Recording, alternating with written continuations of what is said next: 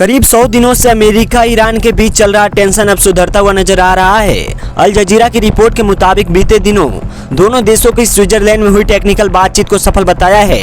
हम इसे टेक्निकल बातचीत इसलिए कह रहे हैं क्योंकि इसमें कोई बड़े राजनीतिक फैसले नहीं लिए गए हैं। मतलब जो बार बार नेगोशिएशंस में डिसाइड हो रहा था उसी को किस तरीके से इम्प्लीमेंट करना है उसी पर चर्चा हुई। जैसे 12 अरब डॉलर की राशि कैसे जारी होगी, पैसा किस खाते में जाएगा, तेल बिक्री पर छूट कैसे लागू होगी, कौन सी एजेंसियां इसकी निगरानी करेगी, समझौते के पालन की जांच कैसे होगी, आगे की बैठकों का ढांचा क्या होगा। इन सब पर ईरान के डिप्टी फॉरेन मिनिस्टर काजिम गरीबादी जो इस पूरे टेक्निकल बातचीत को लीड कर रहे थे ने इस मीटिंग को सक्सेसफुल बताया है। उन्होंने कहा कि इस पूरे बातचीत में फ्यूचर में डिस्कशन का फॉर्मेट डिफरेंट वर्किंग ग्रुप्स और इम्प्लीमेंटेशन मैकेनिज्म मतलब समझौते को लागू करने की प्रक्रिया को डिस्कस किया गया है। इन सब बातचीत में 12 बिलियन डॉलर की फ्रोजन ईरानियन एसेट रिलीज करने की भी बात निकलकर सामने आई है। ईरान के टॉप नेगोशिएटर मोहम्मद बगैर गालिबाफ ने भी अमेरिका ईरान के बीच ऐसे एग्रीमेंट को कंफर्म किया है जहां पर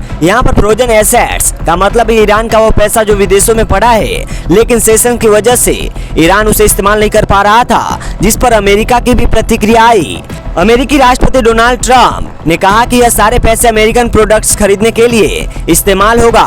ट्रंप ने कहा हम एक निष्पक्ष और उचित समझौते की दिशा में अच्छी प्रगति कर रहे हैं। जो पैसा जारी किया जा रहा है उसका इस्तेमाल फूड प्रोडक्ट्स खरीदने के लिए होगा। ईरान मक्का और सोयाबीन का और अपनी जरूरत की अन्य चीजें अमेरिकी किसानों से खरीदेगा। ट्रंप की इस बात से यह तो कंफर्म हुआ कि ईरान की फ्रोजन एसेट्स रिलीज तो होंगे पर वह अमेरिका की शर्तों पर होगा और डायरेक्टली और इनडायरेक्टली अमेरिका को ही फायदा पहुंचाएगा।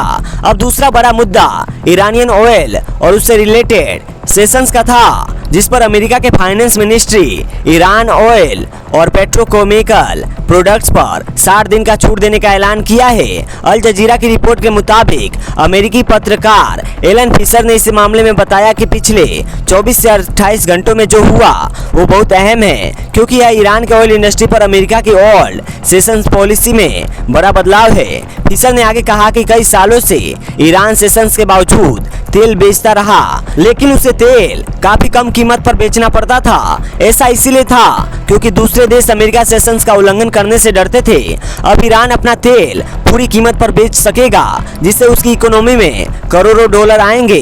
यह तो हो गई तेल वाली बात। अब चलते हैं तीसरे बड़े मुद्दे की ओर, strait of Hormuz. Strait of Hormuz को लेकर ईरान ने अमेरिका के साथ सीधा कम्युनिकेशन लाइन बनाने की सहमति जताई है, पर ईरान के पार्लियामेंट के स्पीकर गालिबाफ ने अभी कहा कि अब स्टेट अब पहले जैसा नहीं रहेगा। मतलब वॉर के पहले जैसा स्टेट का ऑपरेशन होता था वैसा नहीं रहेगा।